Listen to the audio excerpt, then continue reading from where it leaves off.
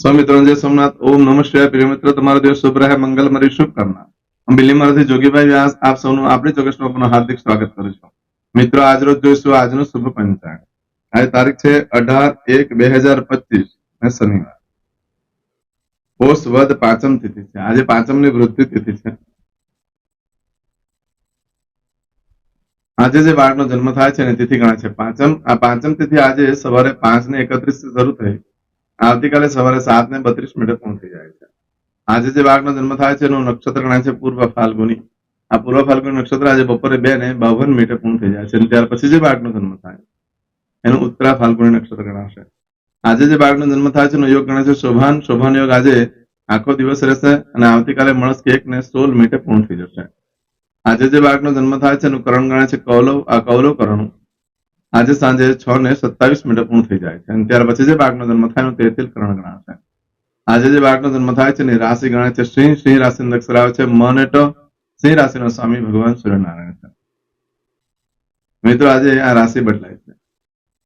આ સિંહ રાશિ આજે રાત્રે 9:29 પૂર્ણ થઈ જાય છે એટલે ત્યાં સુધી જે બાળકોનો જન્મ થાય એની સિંહ રાશિ ગણાશે. પરંતુ રાત્રે 9:29 પછી જે બાળકનો જન્મ થાય એની કન્યા રાશિ ગણાશે. કન્યા રાશિનો અક્ષર આવે છે પઠણ. કન્યા રાશિનો સ્વામી બુધ છે. આ કન્યા રાશિ આજે રાત્રે 9:29 થી શરૂ થઈ 21 તારીખે સવારે 10:04 પૂર્ણ થાય છે.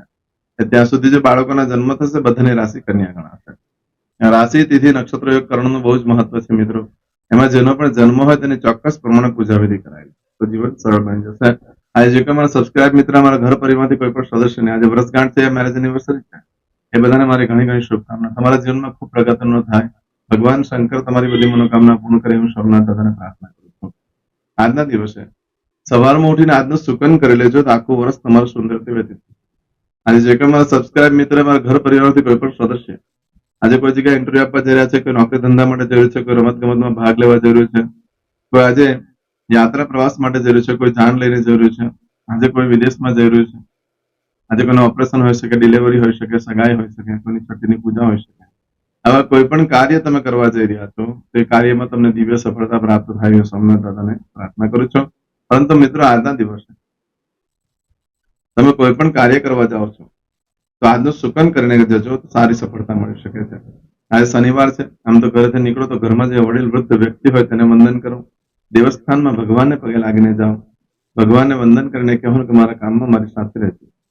આજના દિવસે ગરીબો અને ભિક્ષુકોને ભોજન કરાવવાથી લક્ષ્મી દેવી પ્રસન્ન થાય છે. એ લોકોને કઈ મેડિકલ ટ્રીટમેન્ટ અપાવવાથી પણ લક્ષ્મી દેવી ખૂબ પ્રસન્ન થાય છે. તમે જે વસ્તુનું દાન કરી દો છો એ તમને જીવનમાં સુખ પ્રાપ્ત થતું હોય છે. આજના દિવસે દાન પૂર્ણ કરવાથી પાપમાંથી મુક્તિ મળતી હોય છે. શનિવારના દિવસે ભિખારીને ભિક્ષુકોને દાન કરવું ખૂબ મહત્વ.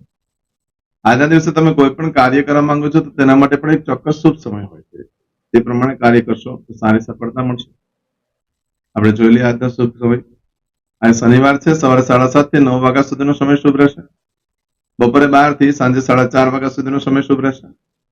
સાંજે 6 થી સાંજે 7:30 વાગ્યા સુધીનો સમય શુભ રહેશે. રાત્રે 9 થી આવતીકાલે મળસ્કે 1:30 સુધીનો સમય શુભ રહેશે. તેમજ આવતીકાલે મળસ્કે 4:30 થી 6 વાગ્યા સુધીનો સમય સવારે શુભ રહેશે. આ બધું કાર્ય કરવામાં આ સમયગાળા દરમિયાન કરશો તો સારી સફળતા મળી શકે છે.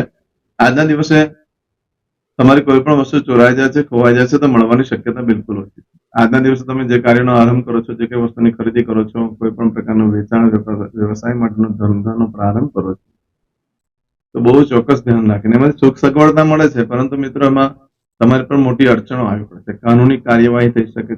સરકાર તરફથી તકલીફો આવી, મુસીબતો આવે, દરોડા પડી શકે. ચોક્કસ ધ્યાન રાખીને કામ કરવું. આજે કાર્ય કરશો ને એમાં લોકોને તમારી પ્રત્યે ઈર્ષા આવતી હોય. આજના દિવસે તમે એ ભૂલ કરી પાડો છો કે ન લેવાની વસ્તુ ખરીદાઈ જાય છે. તમારે ધ્યાન ન રહે. મૂલમાં પણ નવા વસ્તુ ધારણ ન કરશો. સરકાર તરફથી કઈ ને કઈ તકલીફ આવે, દરોડા પડેલા છે, રિશ્વતમાં ફસાઈ જવાય એવો આજનો દિવસ છે. આવું બધું ફળ આજે બપોરે 2:52 સુધીમાં મળે. પરંતુ મિત્રો, આજે બપોરે 2:52 થી લઈ આવતીકાલે સાંજે 5:30 સુધીમાં તમે જે કાર્ય કરો છો એનું ફળ બદલાઈ જાય છે. એમાં તમારું કોઈ પણ વસ્તુ ચોરાઈ ગઈ, ખોવાઈ ગઈ તો 7 દિવસમાં મળે, બાકી મળવાની શક્યતા બિલકુલ નથી. આ સમયગાળા દરમિયાન કોઈ પણ કાર્યનો આરંભ કરશો, કોઈ પણ વસ્તુની ખરીદી કરશો, વેચાણ કરશો, નવો ધંધો વેપાર ચાલુ કરી શકો. પણ નવો ધંધો વેપાર ચાલુ કરો છો તો તમારા કરતા તમારા સહકાર્યકર્તા જે હોય છે તેની પોઝિશન ઘણી સારી થતી હોય છે, એટલે કે જે તમારા પાર્ટનર, એટલે તમને કોઈ નુકસાન નહીં થાય પણ એને તમારા કરતા થોડો વધારે લાભ થતો હોય છે. આજના દિવસે કોઈ પણ એવા કાર્યો છે જે નિયમિતતા આવી જાય તેમાં ઘણો લાભ થતો હોય છે, તો તેવા કાર્ય આજે તમે કરી શકો છો. જેમ કે કોઈને હેલ્થના પ્રોબ્લેમ હોય અને દવા નિયમિત લેવાતી ન હોય, એટલે વાતથી દવા લેવાનું શરૂ કરે તો નિયમિત દવા લેવાનો યોગ ઉભો થશે. જેને અસાધ્ય રોગો છે, જે મટી શકે એમ ન હોય પણ દવા લેવાથી કંટ્રોલમાં રહી શકતા હોય, તો તે લેવાથી ઘણી રાહત અનુભવાશે જો આજથી શરૂ કરો દવા લેવાનો. આજે કોઈને કસરત કરવાની શરૂઆત કરે તો નિયમિત કસરત થઈ શકે છે. કોઈ જીમમાં જવાની આજે નામ લખાવવું હોય તો લખાવી શકે, જેનાથી નિયમિતતા આવી શકે તમારા કાર્યની અંદર, તમને લાભ થતો હોય છે.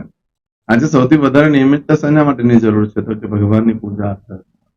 ભગવાનની પૂજા આરાધના જે થાય તમારાથી કરો, આજથી શરૂ કરી દો તો રોજ થોડું થોડું રીતે નિયમિતતા આવતી જશે અને પછી તમે કાયમ ભગવાનની પૂજા કરી શકો છો. એનાથી જ આશીર્વાદ મળે છે અને એનાથી જીવન પરિવર્તન થતું હોય છે. આજના દિવસે કોઈ પણ નવા વસ્તુ ધારણ કરવા માટે યોગ્ય દિવસ છે. આજે નવા વસ્તુ ધારણ કરવાથી તમારી તંદુરસ્તી સારી રહેશે. બીજું, આવક ઘટે ને આવક વધે છે.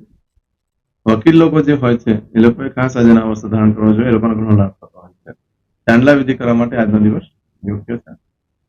આવું બધું જે ફળ છે આજે બપોરે 2:52 થી લઈ આવતીકાલે સાંજે 5:30 સુધીમાં મળે.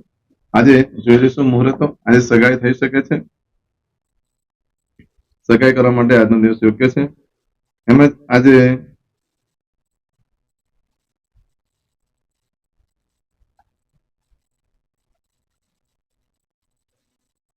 ખાસ મુહૂર્તના કોઈ મુહૂર્તો નથી આપ્યા. લગ્ન માટે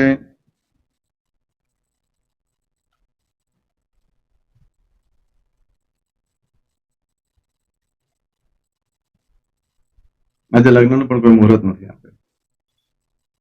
આજે કરશો આજનો સંકલ્પ ચમચીમાં પાણી. આદ્ય માસના માસોત્તમ પરમ પવિત્ર પૌષ માસે શુભે કૃષ્ણ પક્ષે પંચમ્યાયામ મંદવાસર વિત્તાયામ. હવે દરેક જણા પોતાનું સાચું નામ બોલી દો.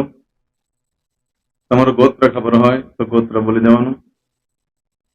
પછી બોલવાનું છે અહમ, મમ, આત્મન, શ્રુતિ, સ્મૃતિ, પુરાણોક્ત, પુણ્ય, ફલ, પ્રાપ્તિ, અર્થમ, અપ્રાપ્ત, લક્ષ્મી, પ્રાપ્તિ, અર્થમ, પ્રાપ્ત, લક્ષ્મી, ચિરકાલ, સૌ, રક્ષણાત્મક, લોકેવા, સભાયામ, રાજદ્વારે, વ્યાપારે, વિદ્યા અભ્યાસે, દેશે, વિદેશે, સર્વત્ર, યશ, કીર્તિ, વિજય, લાભાદિ, પ્રાપ્તિ, અર્થમ, મમ, અખિલ, કુટુંબસ્ય, આયુ, આરોગ્ય, ऐश्वर्यादि, प्राप्ति, अर्थम, मम, जन्म,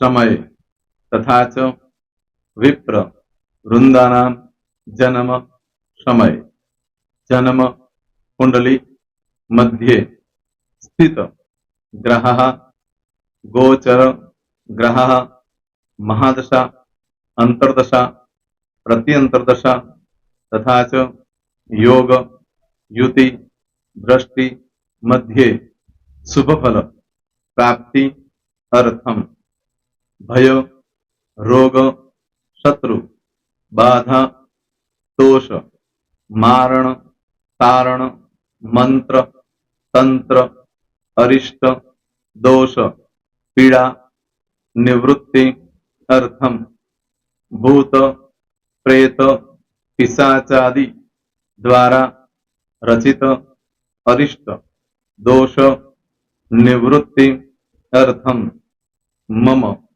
सकल, मनवांछित फल. હવે તમારા મનમાં જે કઈ ઈચ્છા હોય તે બોલી જવાનું.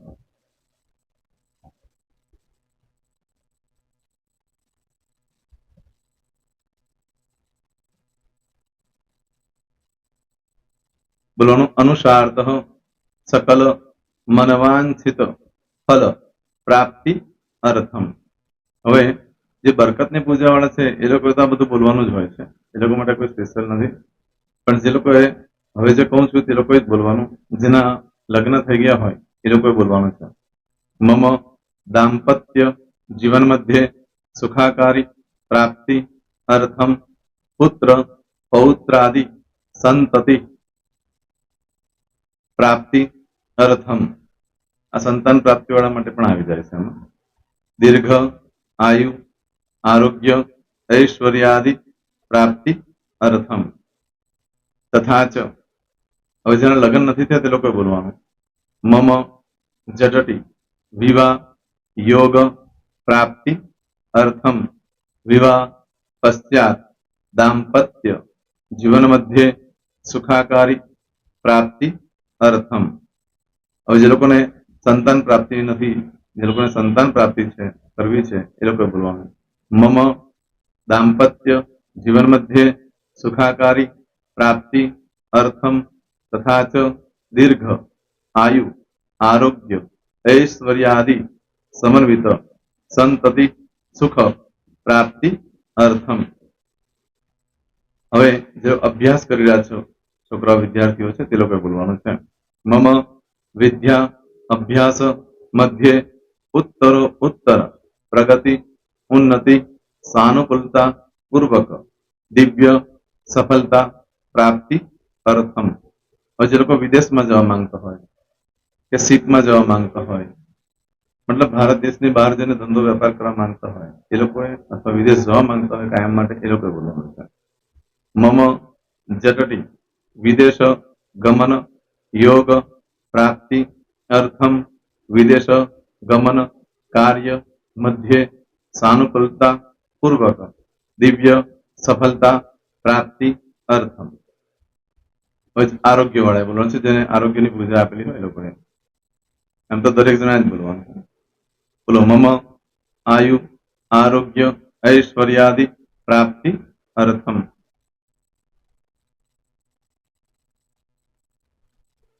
હવે દરેક જણા બોલવાનું. સકલ મનવાંછિત ફલ પ્રાપ્તિ અર્થમ અદ્ય દિને પ્રધાન દેવતાનામ નિત્ય દિન અનુસાર્થ પૂજન અર્ચન કર્મણિ અહમ કરીશ્યે. પાણીવાળી થાળીમાં પાણી મૂકી દેવાનું છે. હવે તમારી બધી પૂજા જે મેં આપેલી છે એ પૂજા થઈ જાય, અથવા તો તમે રોજ પૂજા કરતા છો મારી પાસેથી નથી લઈ ગયા, એ પૂજા થઈ જાય પછી ફરી પાછી ચમચીમાં પાણી લેવાનું. અહીંયા વિડીયોને સ્ટોપ કરી દેવાનું. પૂજા પતે એટલે પાછું આગળનું કરવાનું છે. અહીંયા વિડીયો સ્ટોપ કરી દેવાનો અને પૂજા પતે એટલે બોલવાનું છે. વિષ્ણવે વિષ્ણવે વિષ્ણવે નમો નમઃ વિષ્ણુ સ્મરણા સર્વમ પરિપૂર્ણ અસ્તુ. એતાની ગંધ પુષ્પ ધૂપ દીપ નૈવેદ્ય તાંબૂલ પ્રદક્ષિણા સહિત પ્રણુ મમ સકલ મનવાંછિત ફલ પ્રાપ્તિ અર્થમ પૂજન અર્ચન પ્રિયદાન નમમ. પાણી મૂકી દેવાનું, પાછું પાણી લેવાનું. પૂજન અર્ચન બ્રહ્માર્પણમસ્તુ. નીચે જમીન પર પાણી મૂકો, એમાં આંગળી ઘસી કપાળમાં તિલક કરી દો. કપાળમાં જમીન પર પાણી મૂક્યું છે એમાં. ત્યાર પછી ભગવાનને કહેવાનું કે હે પ્રભુ, આજે પૂજા કરતા કઈ પણ પ્રકારની ભૂલચૂક થઈ ગઈ હોય તો અમને ક્ષમા કરજો. અમે તમારા બાળક છીએ પ્રભુ, તમારો ખૂબ આભાર માનું છું. આજે મારી પાસે તમારી પૂજા કરાવી, મારી મનોકામના પૂર્ણ કરી. પ્રાર્થના કરી દો. જગ્યા પરથી ઉભા થઈ શ્રીનારાયણ ભગવાનને પાણી ચડાવી દો અને નિત્ય કર્મ જે કરતા હોય તે કરો. જય સ્વામિનારાયણ. તમારો દિવસ શુભ રહે, તમે અને તમારો પરિવાર સુખી રહે, સંપન્ન રહે, સુરક્ષિત રહે, એ ભગવાન સોમનાથ દાદાને પ્રાર્થના. તો મિત્રો, તમે મારા વિડીયોને લાઈક ના આપી હોય તો સૌથી પહેલા લાઈક આપી દો, અને ત્યાર પછી જો તમે મારી આ ચેનલ સબસ્ક્રાઇબ ન કરી હોય તો સૌથી પહેલા સબસ્ક્રાઇબ કરી લો અને બેલ આઇકોન ઓલ પર ક્લિક કરવાનું ભૂલશો નહીં, જેથી કરીને સૌથી પહેલા નવી વિડીયો જે કંઈ મૂકું એ તમને મળે. મિત્રો, કંઈ પણ મૂંઝવણ હોય તો મને આ નંબર પર તમે ફોન કરીને પૂછી શકો છો. મારો મોબાઈલ નંબર છે 9825546459. મિત્રો, કોમેન્ટ્સમાં જય સોમનાથ લખવાનું ભૂલશો નહીં. ફરી પાછા નવા વિડીયો સાથે મળીએ. ત્યાં સુધી સૌને જય સોમનાથ.